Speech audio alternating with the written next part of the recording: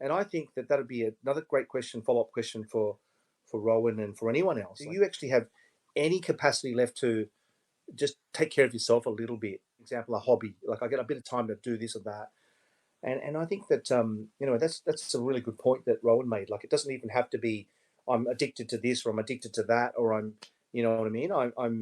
I'm so addicted to my work, mate. It can just be that I've got such a full plate and the amount of room left to breathe is so little. Little bit to what Kinson was saying. You know how it's not choked, it's not just literally, but it's also having such everything else crowds it out, Mm. right?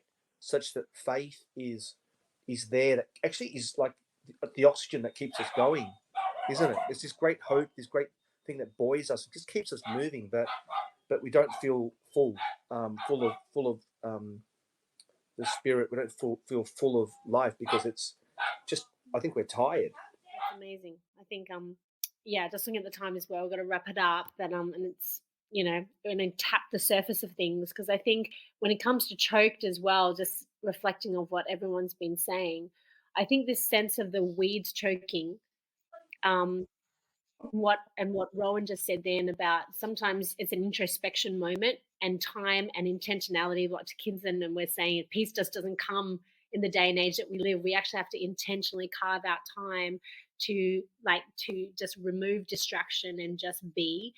But it comes into this introspection moment and but then beyond that sometimes we actually as brothers and sisters or make space for one another to have conversations, have a new conversation with somebody that gives them a moment where they can have an introspection moment and almost reveal a weed that they didn't even know was there. And I think just talking to different people sometimes, and this is where the second circle comes in so much, it's like we actually have to make time, not because you should go to church or you should be in a connect group, but actually we need it as people, um, you know, to help one another to have space to be able to reveal stuff. And like you said, we're scratching the surface, guys. I mean, well, one exciting thing for me is that we're having this conversation, right? And if we're going to develop uniting Christians one by one, I feel like this. The first step is that you could say, if I were to be choked, you can identify it. Like this is what would choke me. You know your tendencies. Mm, You know what they are. You actually know what kind of weeds are in your garden, mate. You live with yourself for long enough.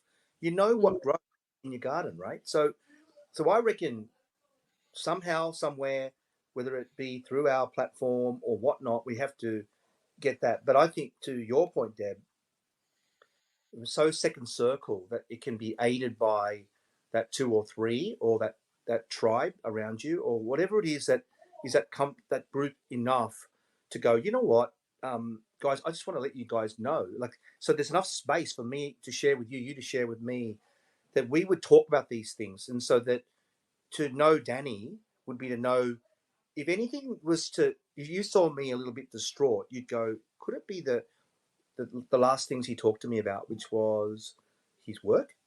Could it be, or he's talked about his parents and his desire for their health and for their salvation?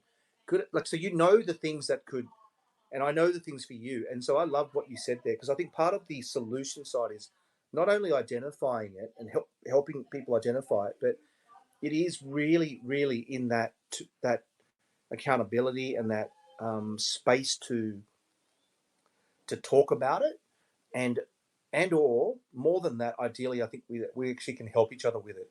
So what you can sometimes see, Deb, from your perspective on my life or my on your life or AIDS's life, we can see something that we might be able to get alongside each other and go, hey, even if it's practical, like can I create some room for you? Can I can I cook a meal? Can I do something to give you a bit of space? Can I be a listening ear? I mean, Rowan was referring to that. That sometimes at that time in someone's life, they're falling apart, and you want to be there. That's your time to get up there and actually act on that. And that's why, like, I think what Rowan was saying was, I mean, being on fire, being full on, we're isolating it down to certain circles, but really, it is the flowing of all.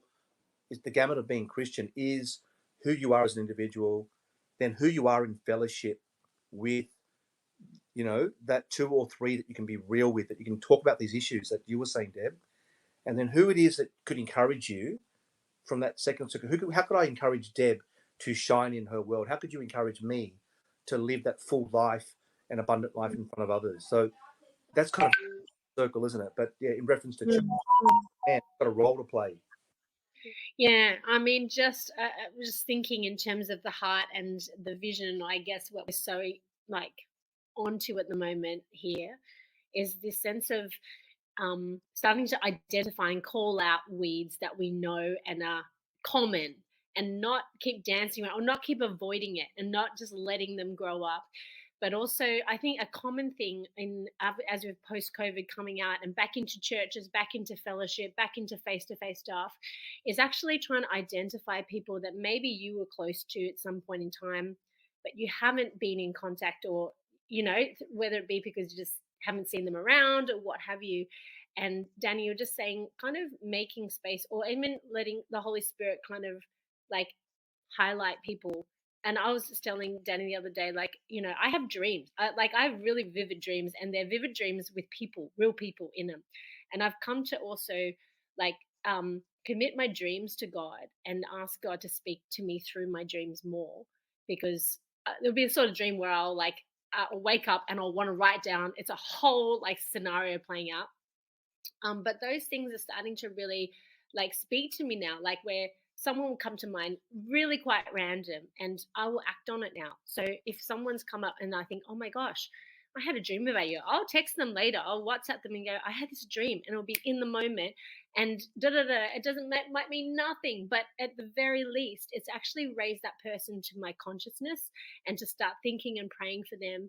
And it's just, I found actually it's been quite revealing later down the track that that's actually a divine moment, because that something's gone on with them, and the Holy Spirit is actually trying to create a connection, and you you know use us to be a conduit to start unpacking stuff for that person. And I'm just like, I'm really passionate about this now, to think that, not about being on fire is all these activities, but for me, I think being attuning our ear to God in whatever stage, in whatever valley or mountain we're on, is actually just attuning your ear and being willing to sort of make that little moment count, and connect with that person or something, and that may create a chain of things that, yeah, help that person and help yourself as well. That's awesome, Deb. You know what you just said there? That was so awesome. I love that. I love it so much. You know what? Um, one of the things that, like, if you were choked out, right? You really couldn't be bothered about focusing on your dreams and all the things that God could be doing and using you for. So part of removing weeds and removing those chokes in your life is that you can then be you and be and seek. So being on fire is you being the best you, being the greatest conduit version of you. So for you at the moment, without encumbrances, without things that entangle, and without weeds in your life that distract or take you away, you're able to press further into your gifts and or explore your gifts of maybe dreams of being open to how the Holy Spirit may want to work in and through you. I think that's a beautiful fruit of having some space in your life to